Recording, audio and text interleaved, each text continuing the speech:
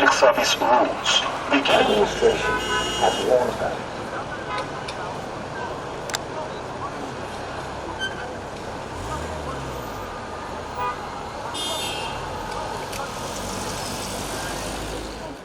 Yes, sir.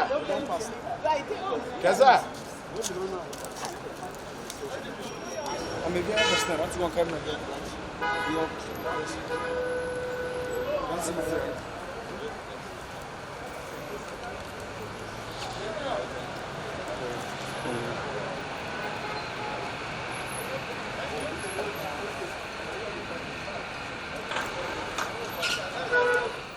So the other people can call me.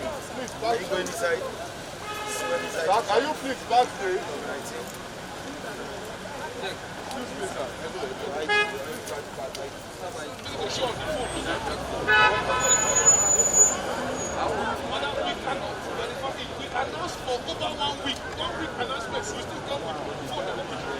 Me, I'm aware, I forgot.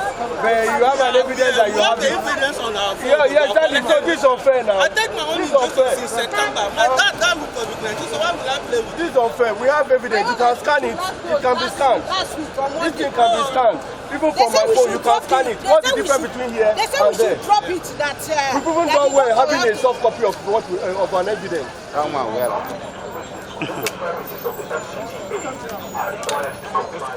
I want to say that in this country, we take things for granted too much. You see, you can't force somebody to collect what you don't intend to collect. Understand? Collecting this vaccine of 18, I think it's an option. It's not that you collect or you don't collect. Forcing somebody to get it, I think, is a bad idea. Understand? So I want to use the palliative of 18 as an example. When they were sharing palliative in this country, did they give it to everybody? They didn't make it compulsory for everybody to collect. So it's an option. You can't just force somebody to collect vaccine and you say the person who collect vaccine is not enter his office. I think what they are doing here is very, very wrong. Understand? Now, in view of the fact that this is a sickness or a disease that has been recognized globally to be deadly, don't you think that at least for the fact that you have a responsibility to protect your brother, to protect your sister, shouldn't that be a reason for you to comply? That is why I said it's an option. It's not that you collect or you don't collect. Even somebody like me that is standing, I don't believe on COVID-19. Understand? I believe it's a normal malaria, a normal sickness that do pain somebody. Understand? They should not make it compulsory for everybody. It should be optional. Understand? So, like me, where I come from, I don't believe on COVID-19. I mean, as a person, I don't believe on it. Understand? So they should not make it compulsory for everybody that you must collect or you must not collect. Let it be an option. But apart from the issue of making it compulsory, yeah. Let us talk about, were you informed about this exercise? How prepared were you before today? I was not aware. The circular was not being passed earlier. The circular came out, that should be on Thursday. Understand? We are not being informed. So for us to come here this morning to see this kind of situation, we are very, very surprised. Understand? So they should just give us some time so that we can get ourselves prepared for it. For people that believed on it. Thank you. To the best of my knowledge, this is not the way they're supposed to stop civil servants, because there are procedures. So this one is a jungle justice. So you cannot make something compulsory at one's will. Understand? So because of that, they have to use the normal system. If you want, you take. If you don't want, it should not be compulsory. But now that the government says it is compulsory for all civil servants to take, what are you going to do? It's because of that. It's because of that government policy say it's compulsory. That is why people are now suspecting. Understand? It's because of that compulsory. Because businessmen come to the office, they come for business transaction, contract. How do they screen this one? So that means they can still come in and then mix up. So are you saying you are not going to be vaccinated? Of course, at my I can be vaccinated at my will, but when it's being made compulsory like this, so when do you hope to go and get vaccinated? I will. When will you make up your mind?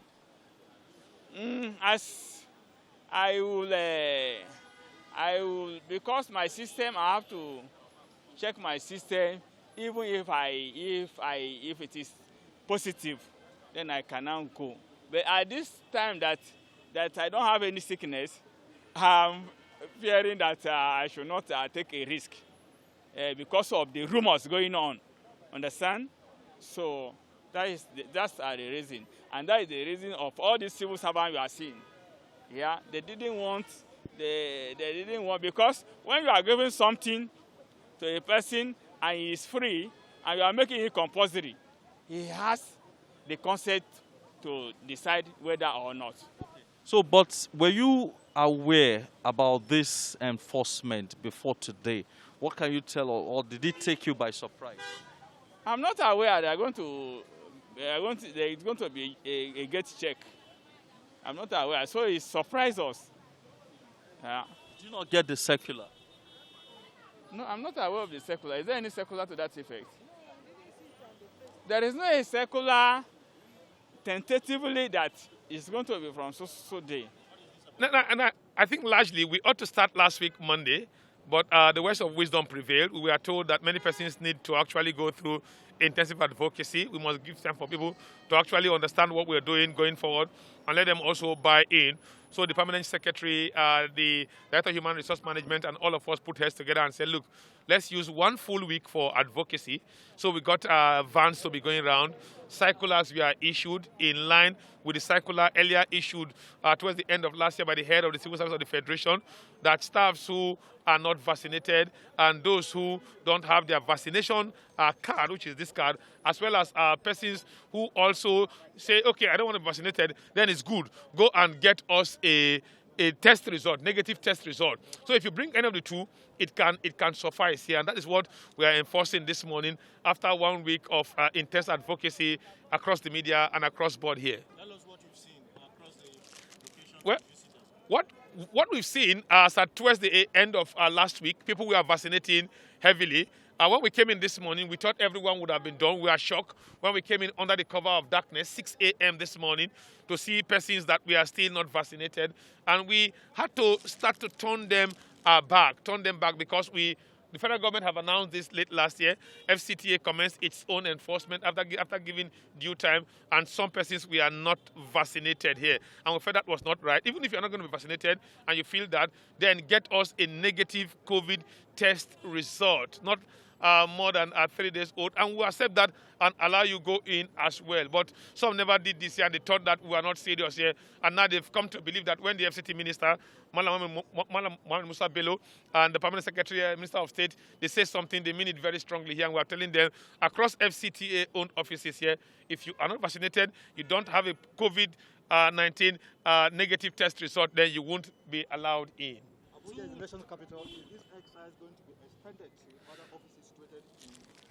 Well, the Minister of the FCT has control over the FCT administration, its headquarters, which is this one where we are, and other SDAs, their offices here. The other one, the head of service started one at the secretariat last year, December 1st. So the FCTA is concerned about the FCTA-owned offices here. Very, very many of them, very, very many, and we are extending it going forward. Two concerns actually from your staff, I would say. One is the fact that some of them have their vaccination evidence on their phone, but you're not acknowledging it. And the second is that some have said there was no circular sent to them. I think if you check all the media houses, the circular was carried last year by the Office of the Head of Civil Service of the Federation to all federal civil servants, of which the FCTA is part of it. The FCT minister and the FCTA, through the permanent secretary and the Director of Human Resource, issued a circular again on Sunday and Monday, which was sent around all of them and carried again in the media, heavily reported. That was there. It's just someone not admitting the truth here. The other one is the fact that when we tell people, please, can you just show us your hard copy? Because FCTA has over about 30,000 staff, if I'm right now, within that range, and we cannot scan every single person's card. Let's see your card, match with your ID card, you will be going in. Now you are telling us You have it on your phone. We should go and get a scanning machine. Scan all the staffs. Hey, brother, how long would that take for even 10,000 or 20,000 persons here? So we said, get your hard copy. We did that for 1 week. Get your hard copy so that when we have this is mine. If you have this, we allow you in. But when you now bring your phone and say, look, this is my phone. Please, can you get a scanning machine? Scan it for me and let me in. We say, guys, that's not the bargain. That's not the agreement here. Okay, let's look at the implication Yeah. for the job that will be done here today. Good. And then every other day when Good. this enforcement would have to continue. Good. What would this mean? This would greatly affect productivity. Yes, even if you fall sick and you catch COVID, it will affect productivity. That's the truth about it here. So this particular one here, the people who are in are already in. The offices are getting filled. Some good numbers are outside here. You can see them in their thousands getting vaccinated in all the areas you went to. Why haven't they gone for vaccination or test? Why do you wait till now? Why do we beg you for 1 week, 2 weeks? The head of service had issued this in November till now. You are waiting until the enforcement is coming up for you to know that, hey guys, if I want to take vaccine, I can take vaccine, or I can even go and do a COVID test result and get, if it's negative, I bring it in and allow me entry. We shouldn't wait till the last minute. No one loves to put people under pressure. But when you do not do it on time, we have no choice but as a government to do what is required of us as a people. That's what the Minister of the FCTA and his team are doing this morning. Currently, the Federal Capital Territory has the second highest figure of COVID-19 cases in Nigeria, with over 27,000 confirmed cases and 241 deaths recorded as at January 17, 2022. Emperor Simon, Channels Television News.